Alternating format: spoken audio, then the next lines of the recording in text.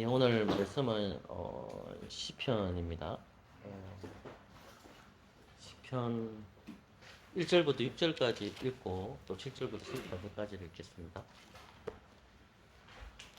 네, 시편 또 이 보셔도 되고요. 선택하십시오. 19편입니다. 오늘은 19편 마무리하도록 하겠습니다. 제가 한 절 읽고 1절부터 6절까지 먼저 읽도록 하겠습니다. 제가 먼저 1절 읽겠습니다. 하늘이 하나님의 영광을 선포하고 공창이 그 손으로 하신 일을 나타내는도다. 언어가 없고 들리는 소리도 없으니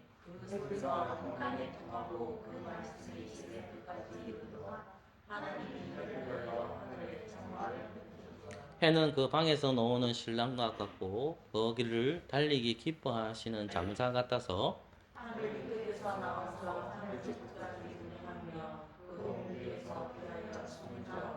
아멘. 예, 7절부터 14절까지 제가 7절 읽겠습니다. 여호와의 율법은 완전하여 영혼을 소성케 하고 여호와의 증거는 확실하여 우둔한 자로 지혜롭게 하며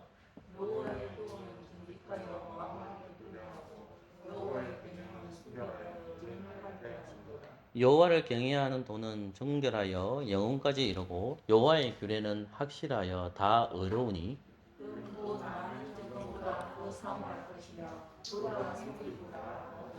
또 주의 종이 이로 경계를 받고 이를 지킴으로 상이 크니이다.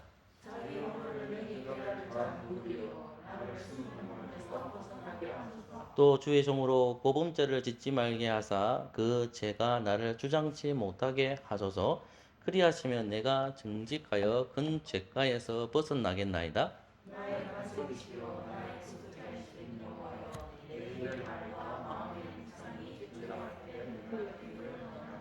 아멘.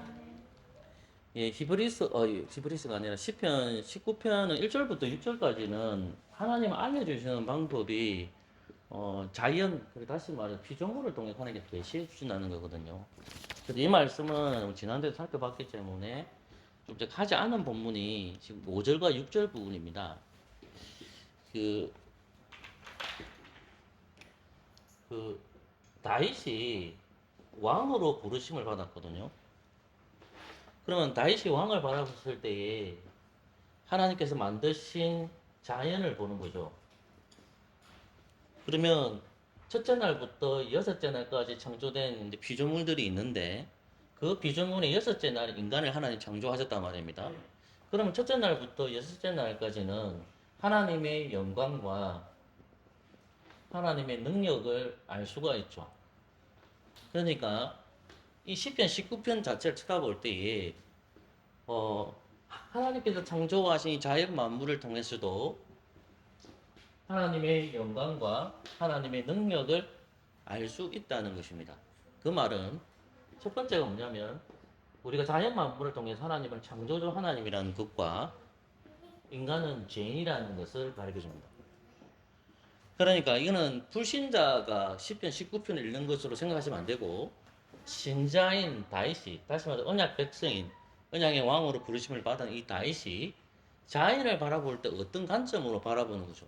똑같이 우리도 다윗의 입장에서 성령님을 통해 그리스도와 연합된 자들이 우주 만물을 쳐다볼 때, 자연 만물을 쳐다볼 때에 하나님께서 우리에게 음성을 들려주신다는 겁니다. 그러나 자연 만물들이 어떤 음성을 들려주시지는 않지만 하나님께서는 자연 만물을 통해서 자신의 음성을 들려주시는 겁니다. 그러니까 해와 달과 별들을 통해서 우리 또한 창조주 하나님을 기억하고 우리 또한 죄인이라는 것을 알게 되는 거죠. 근데 5절 말씀을 보면 이런 말씀이 나오죠. 해는 그 방에서 나오는 신랑과 같고 거기를 달리기 기뻐하는 뭐가 됐습니까? 장사 같아서 되어 있습니다. 이 말씀을 좀 해석하고 좀 넘어가도록 하겠습니다. 이 말씀을 이해하기는 4절과 5절을 같이 봐야 되는데 그 소리가 어디 온 땅에 통하고 그 말씀이 세계 끝까지 이르다. 하나님이 해를 하늘에 장막을 베푸셨다 되어 있거든요. 제가 저번에도 얘기했던 것처럼 하늘의 장막이 이 땅에 이 땅에다가 하늘의 장막을 만들어야 됩니다. 그래서 이 본문을 이해하기 위해서는 히브리서 8장 5절을 반드시 기억을 하셔야 되거든요. 같이 읽어볼까요? 시작. 저희가 섬기는 것은 하늘에 있는 것의 모형과 그림자라. 모세가 장막을 지으라 할 때에 지시하심을 얻은 것과 같으니 가라 사대 산과 모든 것을 산에게 내게 보이던 본을 쫓아 지으라 하시더라. 아멘. 저번에 우리 히브리서 8장 5절 말씀을 조금 전에 읽었고요. 이 말씀이 뭐냐면, 자, 조금 전에 제가 4절과 5절 말씀 해석을 해야 되기 때문에 하나님께서는 하늘의 장막을 이 땅에다 박아 놓는 거 이게 뭐냐면 성막과 성전을 가리키거든요. 조금 더 우리가 들어가 보면 있잖아요. 창세기 1장은 우리가 만약에 본다 아닙니까? 창세기 1장은 죄가 없는 상황이에요. 창세기 2장도 죄가 없고요. 창세기 3장부터 죄가 들어온단 말입니다. 그러면 하나님께서 자기의 칩을 짓는 것이 1장부터예요. 그 하나님께서 자기 칩을 짓는데 하늘에 있는 칩이 있는데 이 땅에 칩을 완성하는 것을 창세기 1장으로 좀 이해를 하시면 돼요. 근데 중요한 건 뭐냐면 하늘에 있는 것을 땅에다 박아놨는데 이것이 일반 계시임에도 불구하고 하나님 이 계시 속에 그리스도가 숨겨져 있습니다. 그 말이 무슨 말이냐 하면 4절 말씀을 통해서 확인이 되죠. 하나님이 해를 위하여 하늘에 뭐 됐죠? 장막을 베푸셨다 돼 있죠. 이 장막이라는 말이 텐트거든요. 하늘에 있는 장막을 베푸셨다는 거예요. 이 하늘에 있는 집이 지어진 거예요. 그러면 이 집에서 누가 나오죠? 누가 나온 거죠? 본문 말씀 그대로 하면 5절 말씀을 보면 해가 나오죠. 해가 뭐처럼 나온다 했습니까? 신랑처럼 나온다고 했잖아요. 해가 신랑처럼 나온다 했습니다. 그러면 이 해라는 것은 누구를 상징하고 있는지를 확인해 보면 되죠. 그러면 하늘에 있는 해가 신랑처럼 입고 방에서 나온다는 거예요. 하늘의 방에서 예수 그리스도가 해를 입은 신랑으로서 나오는 거죠. 그죠? 신랑으로 나와가지고 하늘에 있는 집을 이 땅에다가 짓는 거죠. 근데 6절 보면 어떻게 돼 있죠? 하늘 이 끝에서 어떻게 돼 있습니까? 나 저 끝까지 운행하다 돼 있죠. 보세요. 창세기 1장을 기억할 때에 하나님의 이제 집을 지어야 되는데 이 끝에서 저 끝을 지은다 할 때 우리가 뭘 생각해야 되냐면 성막과 성전을 생각하시면 됩니다. 예를 들면 이런 거죠. 이 성막이죠. 자, 성막을 보면 입구가 어디 돼 있죠? 동편으로 돼 있죠. 그죠? 그러니까 죄송합니다. 성막을 보시면 여기 입구잖아요. 그죠? 이 동쪽이거든요. 그러면 성막이 동편에 가야 어디로 가야 되죠? 이쪽으로 가야 되는 거죠. 하나님의 계획은 뭐냐면요. 하나님의 집이 이 땅에 건설되는 거예요. 이해되시겠습니까? 근데 구약시대에는 하나님의 집이 딱 제한되어 있죠. 예를 들면 모세시대에는 하나님의 집이 뭡니까? 성막이죠. 그죠? 솔로몬 시대 가면 하나님의 집이 뭡니까? 성전이 되죠. 그러면 성전이 전체 다 있는 것이 아니라 성전이 어디에 있습니까? 예루살렘이 있죠. 성막이라는 것은 광야에 있지 않습니까? 예를 들자면. 그러니까 제가 말하는 땅이 이 편에서 저 편까지 끝까지 다 있는 게 아니잖아요. 이해되시겠죠, 제 말이? 그러면 하나님 주신 약속의 땅인 이 성막과 성전이 이 편에 저까 끝까지 완성이 되려고 그러면 누가 내려와야 됩니까? 장막에서 누를 보내야 돼요. 예수 그리스도가 내려오셔서 이 편에 들어가야 돼요. 저 편으로 가야 되는 거예요. 제 말 이해하셨습니까? 그러니까 근데 그거를 성막으로 표현한 것이 아니라 이 사람들이 다 있으면 뭐를 고백하고 있냐면 해가 나와서 신랑처럼 오는데 어디로 간다? 저 편으로 간다는 거. 그러니까 동에서 어디 간다는 말입니까? 서쪽으로 간다는 말입니다.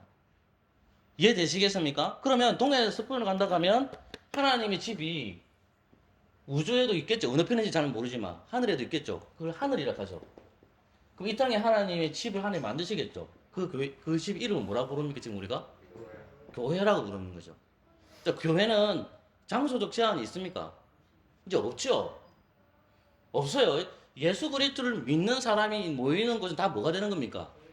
교회가 되는 거예요. 그러면 복음이라는 그리스도입니다. 그리스도라는 것이 이 편에서부터 저 편까지 갔을까요? 안 갔을까요? 갔겠죠. 자, 그래서 그거를 땅끝이라고 얘기합니다. 예를 들면 이 구절이죠. 자, 요 로마 10장 18절 가서 읽을까요? 시작. 그러나 내가 말하노니 그렇지 아니하다. 그 소리가 온 땅에 퍼졌고 그 말씀이 땅끝까지 이르렀다 하였느니라 돼 있죠. 요거 기억하세요. 네, 이걸 안 적어놨는데 로마 10장을 가보세요.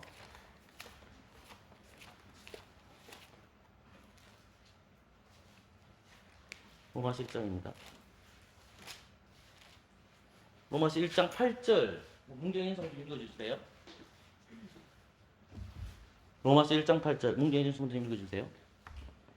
첫째는 내가 예수 그리스도로 말미암아 너희 모든 사람을 위하여 하나님께 감사하며 너희 믿음이 온 세상에 전파된 것이다. 너희 믿음이 뭐라 됐죠? 온 세상에 전파됩니다. 이렇게 되어 있습니다.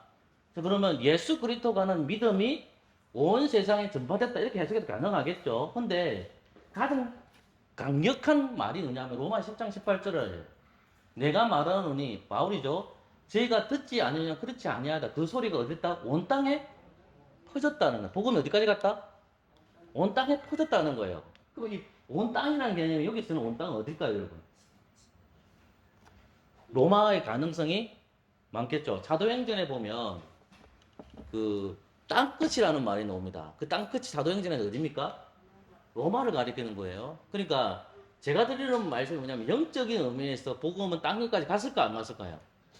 간 겁니다. 근데 이제 물리적으로 이제 선교사님들이 복음이 안 들어가는 곳이 많다라고 하는 것은 물리적인 면을 말하지만 영적인 면에서 이 편에서 저 편까지 복음이 전해졌을까 안 전해졌을까요? 전해진 걸로 보시면 되는 겁니다. 그럼 이 말은 무슨 말이냐면 아까 제가 말한 예수 그리스도께서 오셔가지고 이 편에서부터 저 편까지 사역을 완성하시는 것이 이제는 장소적 제한이 있는 것이 아니라 복음이 온 세상에 된 거죠. 전파됐다는 말입니다. 이해되시겠죠? 자, 그러면 자 다시 이 부분을 가시면요.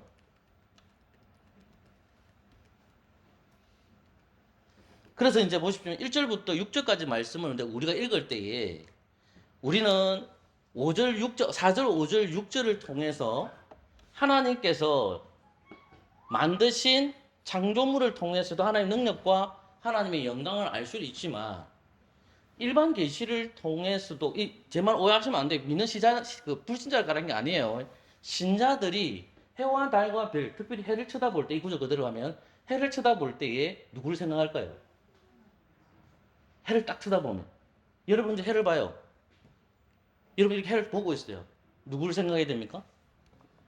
창조주 하나님 기각 맞아요. 기각 맞아요. 여러분 죄인이라는 거 알아요. 근데 우리가 더 생각해야 될 게 있죠. 뭡니까 그게? 아까 제가 말한 5절과 6절이라고 해요. 4절, 5절, 6절이라고 해요. 해를 보실 때에 자 여러분 정찰하시고 4절, 5절, 6절을 보셨을 때 해를 봤을 때에 다윗이 해를 쳐다볼 때에 창조주 하나님을 기억하죠. 다 기억하는데 우리가 일반 계시 안에서는 구원의 비밀이 없다라고 생각하면 안 되고 우리는 신자 개념이잖아요. 불신자는 이렇게 숨겨져 있지만 우리는 그 해를 딱 쳐다보면서 하나님께서 해를 위하여 하늘의 장막을 베푸셨고 그 해는 그 방에서 나오는 신랑과 이 말이 무슨 말이냐면 그리스도가 숨겨져 있는 거예요. 이게 이 말씀에. 그러니까 하늘이 이렇게 나왔다 이 말은 결국은 뭐냐면 우리가 해와 달과 별들을 보면서 무엇을 생각한단 말입니까? 구속주 하나님 맞지만은 예수 그리스도를 기억해야 돼요. 여러분들 해와 달과 별들을 봤을 때에 다윗이 그냥 해와 달과 별을 봤을 때 그럴 수도 있겠지만 창조주 하나님 분명히 맞겠죠. 제가 여러분들에게 요구하는 게 뭐냐면 예수님이 해와 같은 존재로 오셨잖아요. 그 신랑같이 오셔서 거기를 기뻐하며 달려가셨잖아요. 주님께서. 구원을 이루셨단 말입니다. 그러면 하나님 주신 그 말씀 안에서 이 편에 저까지 걸어가신 거예요. 하나님의 영광과 하나님의 능력을 보여주시기 위해서. 근데 그 해이신 그 신랑이신 그리스도께서 하늘로 올라가 버렸단 말입니다. 그런데 우리는 해와 달과 별들을 보는 거예요. 그 해를 보고 해를 보고 달을 보고 별들을 보는 거예요. 여러분들 해와 달과 별들을 봤었을 때에 불신자들은 해와 달과 별들을 보겠죠. 하나님의 능력과 이게 숨겨져 있지만 깨닫지 못하죠.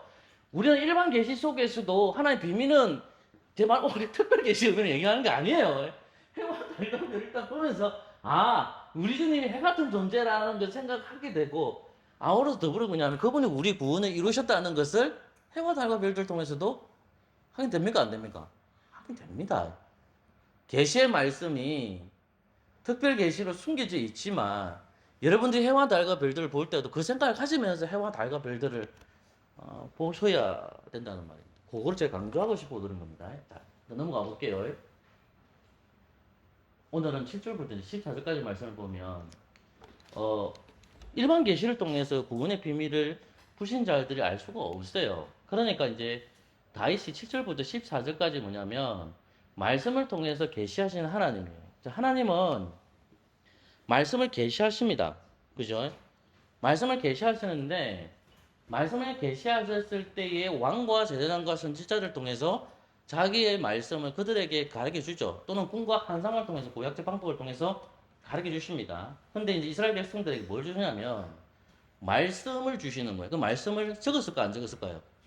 적죠.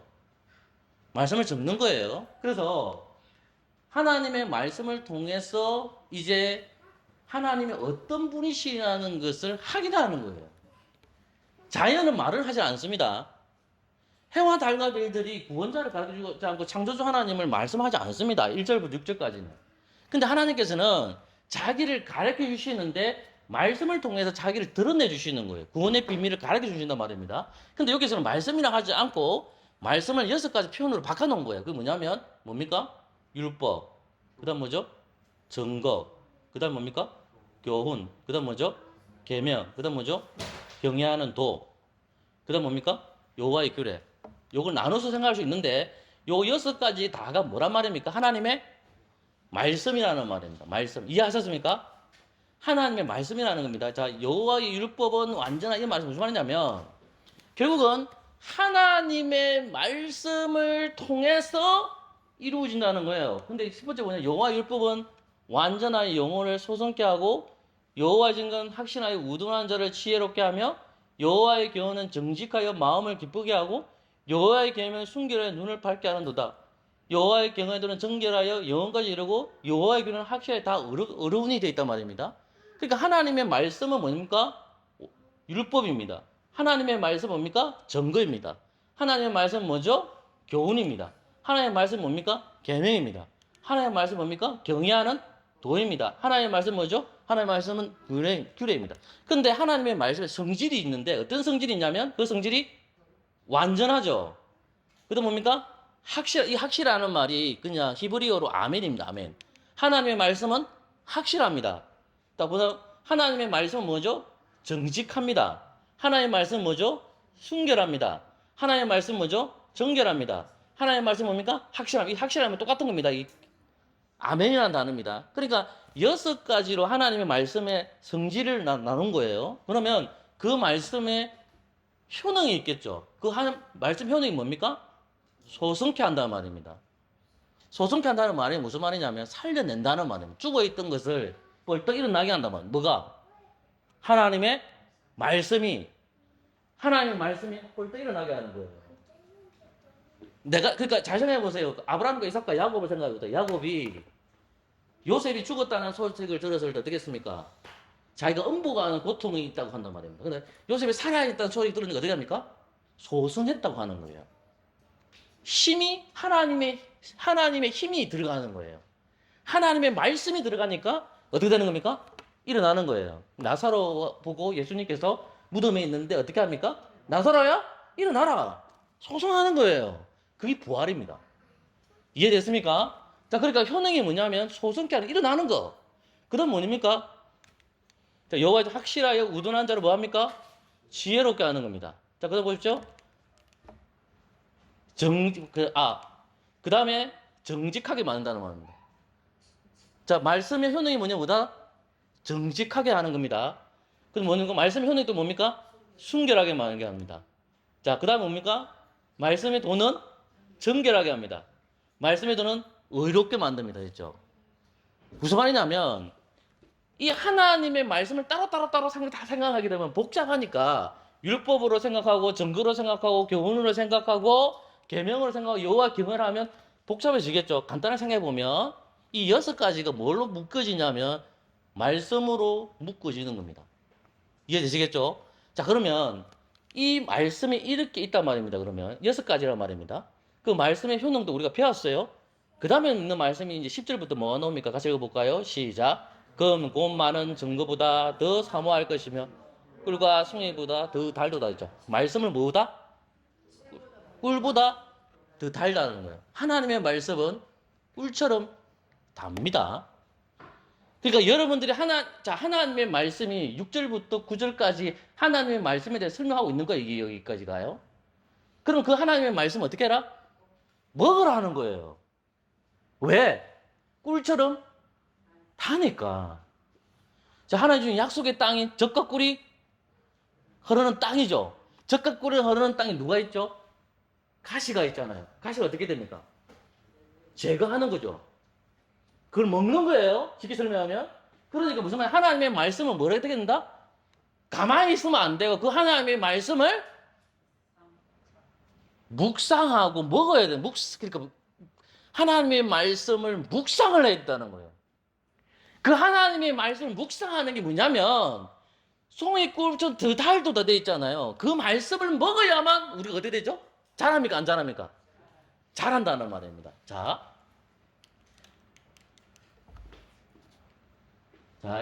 요수아 1장 5절부터 9절 말 다 아는 구절입니다. 요것도 아는 구절입니다. 요 세겜에서 요수아가 죽으면서 율례와 법도를 반드시 지키고 행하라 되어 있어요. 그런데 26절 말씀 같이 읽을까? 시작. 요수아가 이 모든 말씀을 하나님의 율법책에 기록하고 되어 있죠. 됐죠? 자, 요수아가 이 모든 말씀 하나님 이 뭐냐면 요수아 쓰잖아요. 그러면 창세기부터 신명기까지는 모세가 기록했죠. 그 말씀 있죠. 그다음에 요수아가 하나님께 받은 말씀도 기록됐습니까? 안 기록됐습니까? 기록된 거잖아요. 그죠? 그러면 기록된 그 말씀, 하나님 주신 그 말씀이 기록되어 있는 거예요. 그러니까 그 기록된 말씀은 어떻게 되죠? 자, 27절 시작. 모든 백성이 이르되 보라. 이 돌이 우리가 증거가 되리니 이는 너희 모든 말씀을 이 돌이 들었습니다. 그런즉 너희는 하나님을 배반치 않도록 이 돌이 증거가 되리라 하고 돼 있죠. 근데 자 24절 25절 같이 읽을게요. 시작. 백성이 여호수아에게 말하되 우리 하나님 여호와를 우리가 섬기고 그 목소리를 우리가 청종하리라 한지라 돼 있죠. 자, 그 백성이 하나님의 목소리가 뭐로 문서화 되어 있죠. 이해되겠습니까? 그 문서화된 것을 어떻게 해야만 청종하는 거죠? 읽어야죠. 하나님의 말씀이 문서가 됐어요. 하나님의 말씀이 율법의 말씀이 창세기, 출애굽기, 레위기, 민수기, 신명기 말씀이 문서가 됐어요. 그러면 어떻게 되죠? 하나님의 말씀을 청종하는 이 말씀은 율법책에 기록해놨기 때문에 이 말씀에 너희들 뭐 해라? 읽어야 되는 거죠. 이스라엘 백성들 읽었을까요? 안 읽었을까요? 자, 이 세겜식입니다. 안 읽습니다. 그게 사사기 본문 말씀입니다. 이건 똑같이 이제 다윗과 관련된 본문이라서 다윗이 하나님의 말씀을 들었던 사람이죠. 근데 하나님의 말씀을 들었던 사람인데 누구를 범합니까? 바세바와 간음을 하죠. 그래서 누가 찾아옵니까? 나단 선지자가 찾아오죠. 나단 선지자가 찾아와가지고 책망하는 내용입니다. 이거 같이 읽어볼게요. 7절부터 같이 읽어봅니다. 시작. 나단이 다윗에게 이르되 당신이 그 사람이라 이스라엘 하나님 여호와께서 이처럼 이르시기를 내가 너로 이스라엘 왕을 삼기 위하여 내게 기름을 붓고 너를 사울의 손에서 구원하고 내 주인의 집을 내게 주고 내 주인의 처들을 내 품에 두고 이스라엘과 유다 족속을 내게 맡겼느니라. 만일 그것이 부족할 것 같으면 내가 내게 이것을 저것을 더 주었으리라. 그러한데 어찌하여 내가 여호와의 말씀을 업신여기고 나보기에 악을 행하느냐. 내가 칼로 햇사람의 우리를 죽이되 암몬 자손의 칼로 죽이고 그 철을 빼앗아 내 철을 삼았도다. 이제 내가 나를 업신여기고 햇사람 우리아의 철을 빼앗아 내 철을 삼아든즉 칼이 내 집에 영영이 떠나지 아니하라 하셨고 여호와께 또 이처럼 이르시기를 내가 내 집에 재앙을 일으키고 내가 내 터들을 가져 내 눈앞에서 다른 사람에게 주리니 그 사람이 내 처들로 더불어 백주에 동침하리라. 너는 은밀히 행하리나 나는 이스라엘 무리 앞 백주에 이 일을 행하리라 하셨나이다. 다윗이 나단에게 이르되 내가 여호와께 죄를 범하였노라 하매 나단이 다윗에게 대답하되 여호와께서도 당신이 죄를 사하였나니 당신이 죽지 아니하느니와 이 일로 인하여 여호와의 은수로 크게 해방거리를 얻게 하였으니 당신의 나아이가 정령 죽으리라 하고 되어 있습니다. 보세요. 하나님께서 다윗에게 말씀하셨는데 나단 선지자를 통해서 책망하는 내용이죠. 그런데 뭐라 하냐면 자 보세요. 나단 선지자가 다윗한테 뭐냐면 내가 뭐가 됐죠? 여호와의 말씀을 업신여기죠. 아까 우리가 하나님의 말씀에 대해서 배웠죠. 그 말씀은 완전하다는 말 배웠다 아닙니까? 자 그런데 자 그래서 하나님의 말씀을 업신여기기 때문에 하나님께서 다윗을 징계하는 내용이 뭐냐면 칼이 네 집을 영영이 떠나지 않게 첫 번째입니다. 자, 두 번째 보세요. 처들이 백주에 동침하게 됩니다. 이 누구냐면 압살롬이 그것을 성취합니다. 이걸. 그 다음에 뭐가 있습니까? 당신의 낳은 아이가 정녕 죽는다는 말이거든. 이 말씀을 누구에게 하나님 하셨죠? 나단 선지자가에게 말씀하셨고 나단 선지자가 하나님의 말씀을 다윗에게 전했죠. 그대로 이루어졌습니까? 안 이루어졌습니까? 그대로 이루어지죠. 말씀이. 그럼 똑같이 제가 아까 여러분들 여호수아서 1장을 얘기했고 여호수아서 2장을 얘기했습니다. 하나님의 말씀을 제가 이 본문 다시 들어가 볼게요. 이제 마무리하겠습니다. 자, 검, 곰 많은 정급보다 더 사모할 것이며 꿀과 송이보다 더 다르다. 또 주의 종이 이를 경계를 받고 이를 지킴으로 상이 크니이다 돼 있거든요. 하나님의 말씀을 지켜야 됩니까? 안 지켜야 됩니까? 그럼 뭐 받을까요? 상 받죠. 상이 뭘까요, 이게? 구원입니다, 구원. 그러니까 하나님의 말씀을 꾸미처럼 달도록 생각을 해야 되죠. 하나님의 말씀은 달아요. 하나님의 말씀은 송이구보다 더 달도라는 말씀을 반드시 기억해야 되죠. 그럼 하나님의 말씀을 계속 묵상하고 하나님의 말씀을 기억하고 하나님의 말씀을 읽는 사람은 잘하겠죠. 그런 사람은 그 하나님의 말씀을 통해서 경계를 하겠죠. 그 하나님의 말씀을 통해서 지키겠죠. 그 사람이 하나님 뭐 주시겠습니까?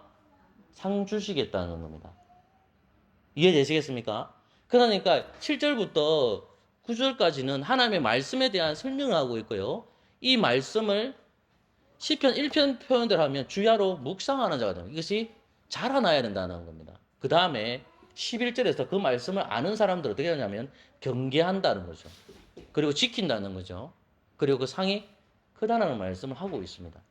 그 다음에 이제 12절을 보십시오. 여러분 12절의 말씀을 12절과 13절 말씀을 읽어볼게요. 다시 읽을까 시작. 자기 허물을 능히 깨달을 자 누구리요? 나를 숨은 허물에서 벗어나게 하셔서 또 주의 정으로 고범죄를 짓지 말게 하사 그 죄가 나를 주장치 못하게 하셔서 그래 하시면 내가 정직하여 큰 죄가 벗어나게. 이 말이 무슨 말입니까? 자, 하나님의 말씀을 읽으면 무엇이 드러날까요? 여러분들이 하나님의 말씀을 주야로 읽어보십시오. 어제 그 목회자들하고 중부로 이제 공부를 하는데 지금 거제도에 목회하시는 루 목사님이 계신데 그 목사님 저하고 나이가 동기거든요. 근데 그쪽 교회 거제교회 한 50명 정도 되는 교회인데 그 교회 장로님이 올해 은퇴하시는 분이 한 분 계신 것 같아요. 근데 한 분은 이제 3년이 남았어요. 근데 한 분이 은퇴를 하시니까 자기도 은퇴하고 싶대요. 이게 참 갈등이 생기죠. 그 다음에 안수 집사님이 계시는데 그분은 다른 교회에 있다가 오셨기 때문에 법적으로 장로가 될 수가 없어요. 아직까지는. 그러니까 3년을 더 교회를 출석해야 되는 거예요. 그래서 제가 왜 이 얘기를 여러분들한테 해주냐면 교회 문제가 생긴 거죠. 이 문제도 하나 장로가 없으니까요. 그 다음에 이제 말짱했던 이제 그 교회가 보통 이제 아프긴 아팠지만 죽을 병처럼 이렇게 아프지 않았는데 계속해서 성도들이 죽는답니다. 아파서 죽고 병들어서 죽고 최근에 또 뇌경색이 오셔가지고 또 병원에 가고 이랬다고 얘기하더라고요. 그러니까 이제 제가 왜 자꾸 이 말씀을 여러분들한테 하냐면 교회를 다니고 또 예배를 출석하다 보면 여러 가지 문제가 발생하게 되는데 제가 여러분들한테 말씀을 드리고 싶은 건 뭐냐면 10절부터 10편 19편 10절과 11절을 우리 말씀 읽었잖아요. 그러면 하나님의 말씀을 계속 읽으면 우리 존재를 알게 되는데 12절과 13절이에요. 자기 허물을 능히 깨달을 자 누구리요? 나를 숨은 험에서 벗어나게 하소서. 또 주의 종으로 고범죄를 짓지 말게 하사 그 제가 나를 주장치 못하게 하셨어. 그래 하시면 내가 정직하여 큰 죄가에서 벗어나겠나이다 돼 있거든요. 하나님의 말씀을 읽으면 나의 허물이 깨닫게 되고요. 하나님의 말씀을 내 허물이 벗어나는 것을 확인하게 됩니다. 그런데 스스로 고범죄죠. 스스로 지은 죄 또한 하나님께서 소멸해 주신다는 것을 가르쳐 주고 있거든요. 누가요? 말씀이. 그러니까 7절부터 9절까지 말씀이 결국 이 말씀 자체로 오시는 분이 누구냐면 예수 그리스도이시거든요. 그러니까 여러분들이 본문의 말씀을 묵상해 보시면 12절과 13절 말씀이 뭐냐면 죄와 고범죄를 말씀께서 덮어주신다는 내용입니다. 그런데 14절 말씀이 뭐냐면 다윗이 마지막으로 하나님 앞에 응답하는 내용이에요. 하나님의 말씀을 읽으면서 자기가 죄인이라는 것을 확인하고 하나님께서 내가 지은 허물과 죄를 숨겨주시고 그리고 내가 스스로 지은 그 죄까지도 하나님은 덮어주신다는 겁니다. 그리고 마지막으로 자기의 신앙을 고백합니다. 그게 14절입니다.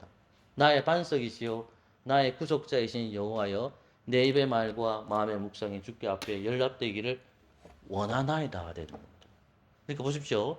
나의 반석이시요 나의 구속자이신 여호와여 내 입의 말과 마음의 묵상이 주의 앞에 연락되기를 원하나이다 되어 있거든요. 결국은 구속자라는 말이 나오잖아요. 그러니까 말씀을 통해서 나의 구속자가 온다는 것을 확인하게 되는 거죠. 예수님께서 우리의 구속자가 오신다는 사실은 우리는 너무나도 잘 알고 있잖아요. 이 본문하고 제가 마칠게요.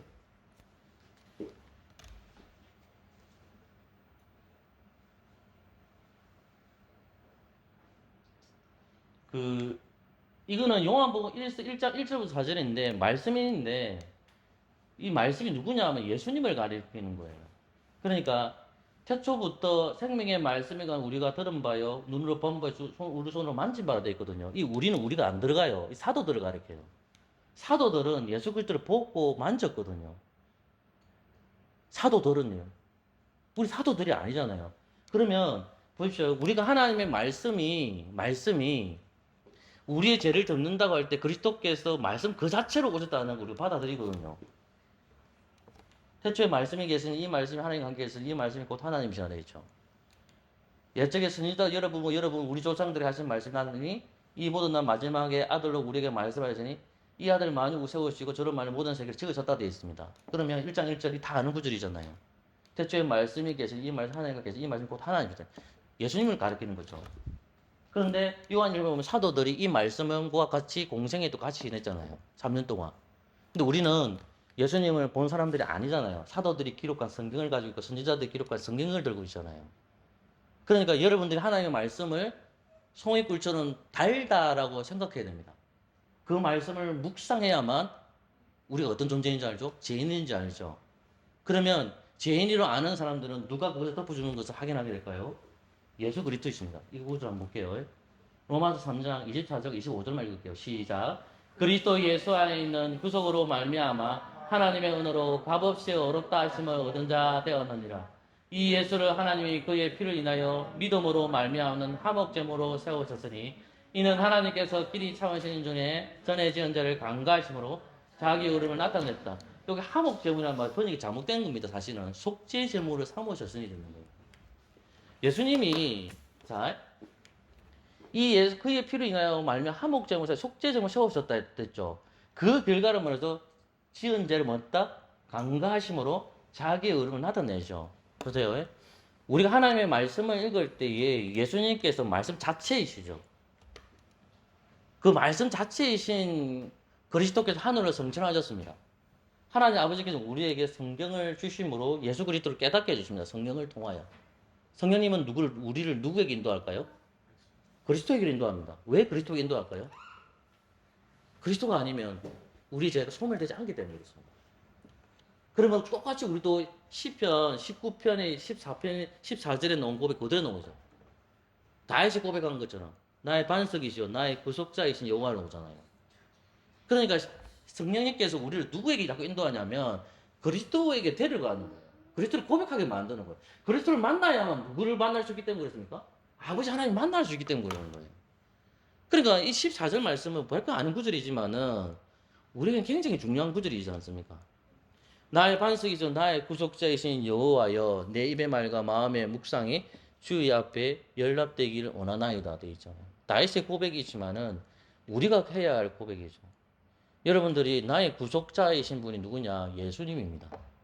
그러나 구속자이신 예수 그리스도께서는 끊임없이 말씀을 묵상하는 자만이 여호와 하나님이 나의 반석이시고 여호와 하나님이 나의 구속자이시냐고 고백합니다. 여러분들이 성경 읽는 것이 즐거워야 되고요. 여러분이 하나님 말씀 읽는 것이 정말 꿀송이처럼 달아야 됩니다.